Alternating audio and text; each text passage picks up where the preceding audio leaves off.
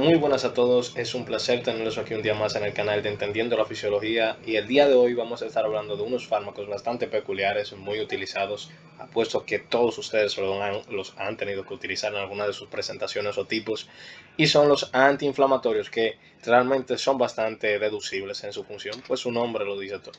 Van a combatir la respuesta inflamatoria para así inhibirla o reducirla, porque esta es su función. Entonces, la bibliografía es Ranidale, Farmacología en su 10ª edición. Su definición, como ya dije, su nombre lo deja brillar por sí solo. Son fármacos que se diseñan con la finalidad de reducir, modular o incluso eliminar la respuesta inflamatoria del organismo. Estos pueden actuar ya sea de una forma sistémica o una forma local, dependiendo el tipo de antiinflamatorio que se esté aplicando, porque estos antiinflamatorios, al igual que demás fármacos, tienen distintas vías de administración, oral, parenteral y demás. Tópica, todas las que se puedan imaginar, las tiene. Entonces vamos a hablar de, diría que los que más ustedes podrían escuchar, que son los AINES, que AINES viene de la frase antiinflamatorios no esteroideos. Estos antiinflamatorios no esteroideos tienen una función clave, que es inhibir una enzima súper necesaria para la síntesis de prostaglandinas en el metabolismo del ácido araquidónico, que es las ciclooxigenasas. Inhibe tanto la 1 como la 2. Hay algunos que son selectivos y hay otros que no. Al inhibir la ciclooxigenasa, entonces inhibe la síntesis de prostaglandinas, que si se recuerdan en el video de que explicamos la fisiopatología de la respuesta inflamatoria, son esenciales para mediarla y para regularla. Entonces, si se inhiben esos mediadores y reguladores que son las prostaglandinas, se inhibe gran parte de esa respuesta inflamatoria que ellas generan.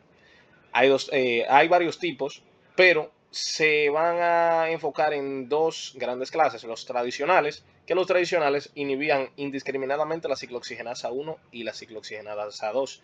¿Qué pasa? Eso traía otros problemas secundarios debido a que las enzimas ciclooxigenasa, si bien es cierto que median esa respuesta inflamatoria, pero también son necesarias para la síntesis de la capa de moco gástrico, la ciclooxigenasa 1 específicamente.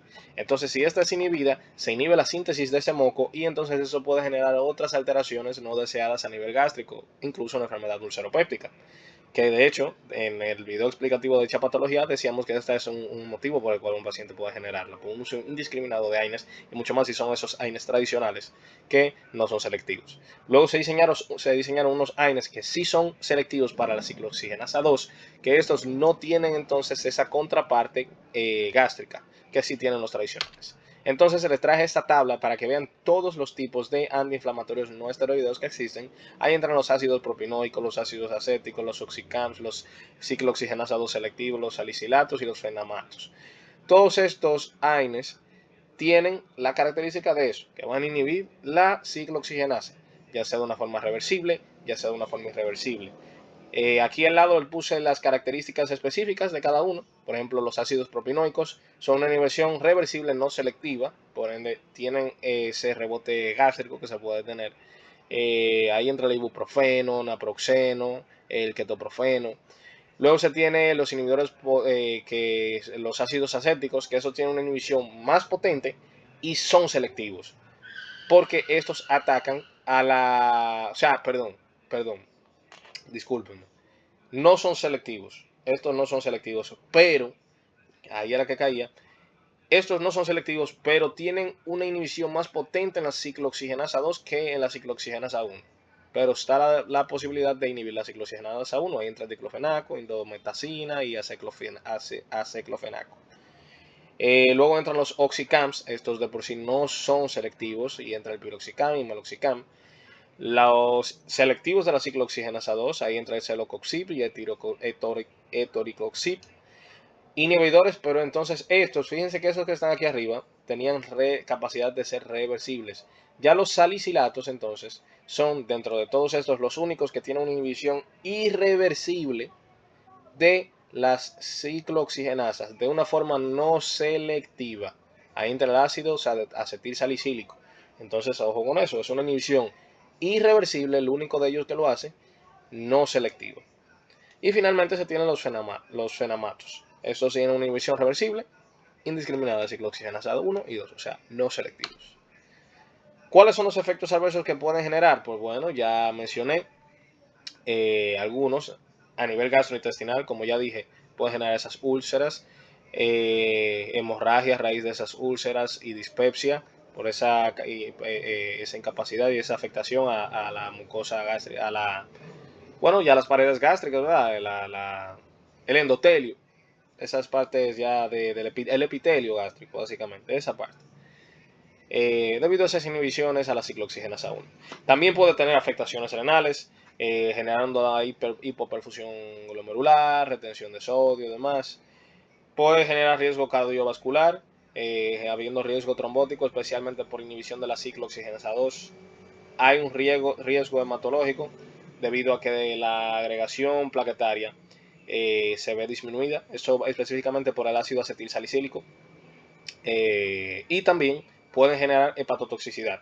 El principal para esto es el diclofenaco, que tiene este efecto adverso. Entonces, ¿en cuáles momentos está contraindicado? En una presencia de una úlcera péptica activa, mucho más si se va a utilizar uno no selectivo, en dado caso se utilizaría uno selectivo, en insuficiencia renal o hepática grave, en insuficiencia cardíaca descompensada, en embarazo, disculpen la falta ortográfica, más bien en el tercer trimestre son los que cuando más contraindicados están, y personas que tengan alergia por AINES, que aunque no lo crean, es muy común.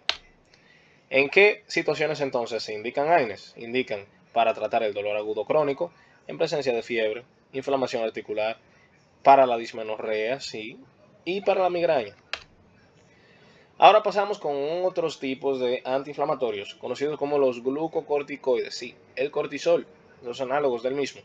Esos glucocorticoides van a unirse a los receptores citoplasmáticos de ellos para fomentar una translocación nuclear de genes antiinflamatorios.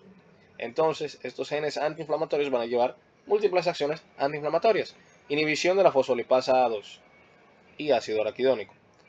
Inhibición de citocinas proinflamatorias, interleucina 1, factor necrocitomolar alfa, interferón gamma, y también van a afectar la migración leucocitaria y actividad fagocítica. Pero ojo, si se recuerdan en el video de osteoporosis, hemos mencionado que el uso de glucocorticoides de forma discriminada, aunque si bien es cierto que se utiliza para el tratamiento de múltiples enfermedades autoinmunes, y hace lógica porque inhiben esa respuesta inmune. Por eso es que dicen que cuando uno se estresa se liberan esos niveles de cortisol, entonces las defensas inmunes bajan debido a estas inhibiciones del sistema inmune. Pero también hay otros procesos patológicos o dañinos, se podría decir, que se llevan a cabo, como hiperactividad osteoclástica, y entonces un uso prolongado de estos glucocorticoides puede generar una osteoporosis secundaria a tratamiento. Es importante saber eso. Hay distintos tipos de glucocorticoides en características de su potencia. Hay de baja potencia, ahí entra la hidrocortisona, la de media potencia, la prednisona, prednisolona, metilprednisolona, y de alta potencia, ahí entra la dexametasona y la betametasona. Hay en presentación tópica, que ahí entra el clobetasol y la fluocinolona. Dentro de esos efectos que estos van a generar, pues como ya dije, no van a limitarse solamente a la parte inmune, sino que pueden afectar otros sistemas. Les puse el óseo como ejemplo, porque ya lo hemos hablado en el canal, pero tiene afectación a nivel del sistema endocrino, porque pueden generar hiperglucemias, síndrome de Cushing, que ese sí fue mencionado en el canal. O, a nivel osteomuscular, pues ya dije, osteoporosis, incluso miopatías. A nivel inmunológico, ya se dijo esa inmunosupresión. A nivel psiquiátrico, insomnio, psicosis y euforia, porque hay que recordar que estas glucocorticoides normalmente en el estado fisiológico de los pacientes se relacionan con estrés. A nivel oftálmico pueden generar cataratas e incluso glaucoma. Y a nivel dermatológico, atrofia cutánea y estrías. En Cushing son bastante evidentes. Son contraindicados en diversas situaciones. Dentro de ellas entran infecciones sistémicas no controladas, debido a que entonces estaremos ayudando más a esa infección a que pueda proliferar por esa inhibición autoinmune, esa inhibición inmune. En enfermedad úlcera gástrica activa, en diabetes mellitus descompensada, debido a que pues, si se genera esa hiperglucemia se va a exacerbar más y va a haber serios problemas. En pacientes que de por sí ya tienen osteoporosis severa y en psicosis activa.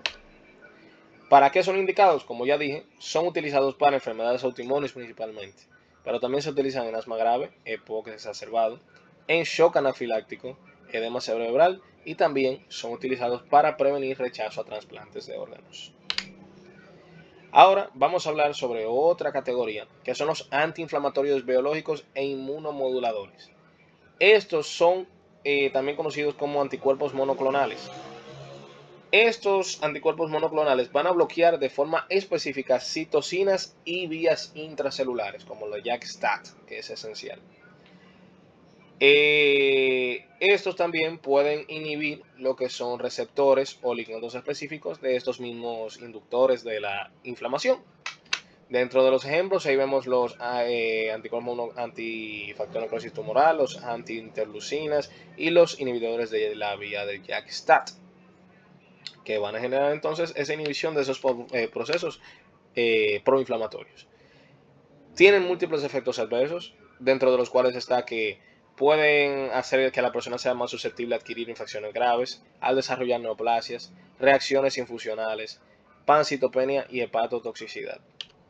Dentro de sus contraindicaciones está que un paciente tenga una infección activa, porque como al igual que los glucocorticoides, se estará entonces generando una inmunosupresión y entonces si estás sosteniendo una infección, pues vas a tener más problemas todavía.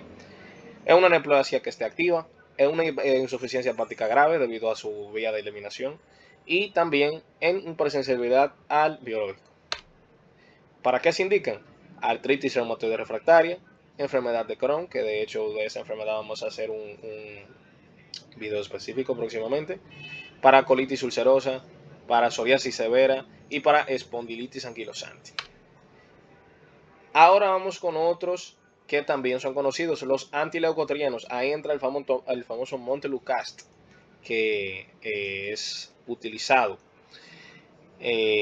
con la finalidad de inhibir entonces esta síntesis de leucotrienos, porque esto es lo que van a, o la acción de los mismos más bien, porque esto es lo que van a hacer, es que van a unirse a los receptores para leucotrienos, los CISLT1. Estos entonces impiden la función de eso y algunos leucotrienos algunos antileucotrienos tienen la capacidad de inhibir la síntesis de los mismos mediante la inhibición de la enzima 5-lipoxigenasa, que es la encargada de la síntesis de los mismos. Entonces, si son inhibidas tanto la síntesis como los receptores, pues se va a tener entonces ese efecto antiinflamatorio deseado. Como ya dije, ahí entra el Montelukast, el Salfillucast y el Sileutón. Aunque, obviamente, tienen sus efectos adversos, uno que se destaca es el de Montelukast por la generación de cambios en el humor, pero también puede generar cefalea, hepatotoxicidad y alteraciones en el sueño. ¿Cuándo está contraindicado? Hepatopatía activa o alergia a los fármacos propiamente dichos. ¿Para qué se indica? Para asma leve o moderado, para una rinitis alérgica o por un asma inducida por AINES. Ahora vamos con los antihistamínicos y me parece que son los últimos que les voy a mencionar en este video. Los antihistamínicos, también muy evidente su nombre, van a ser inhibidores de la acción de la histamina, uno de los principales mediadores de la inflamación, esta que se libera por los mastocitos.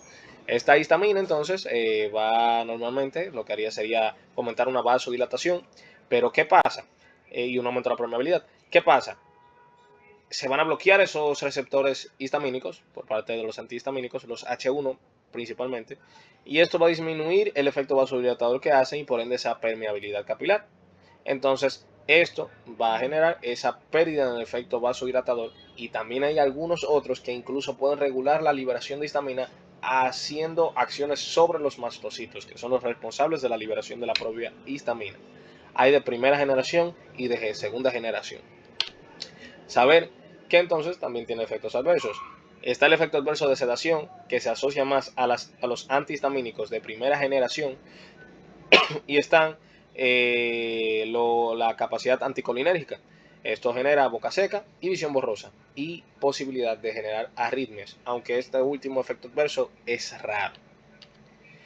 ¿En cuáles momentos está contraindicado el uso de esos antihistamínicos? Para cuando hay un glaucoma de ángulo cerrado, para retención urinaria y embarazos en algunos. ¿Para qué se indica? Para rinitis alérgica, urticaria o anafilaxia. Se utiliza como un coadyuvante en esa reacción anafiláctica que tengan los pacientes. Entonces nada, eso fue todo por el video de hoy. Realmente espero que hayan aprendido mucho. Estoy tratando que estos videos de farmacología sean directo al grano y no dándoles tantos rodeos sobre los mismos, porque entiendo que así es más fácil para ustedes comprenderlo. Ya de ahí, si quieren ampliar más de lo que se menciona aquí, pues pueden hacerlo. Pero entiendo que se van con una buena base sobre cada uno de los las familias de fármacos y demás. Así que eso fue todo por el video de hoy. Nos vemos en la próxima con los antiarrítmicos, unos fármacos bastante utilizados para corregir trastornos en el ritmo cardíaco. Entonces, espero que hayan aprendido mucho y nos vemos en la próxima.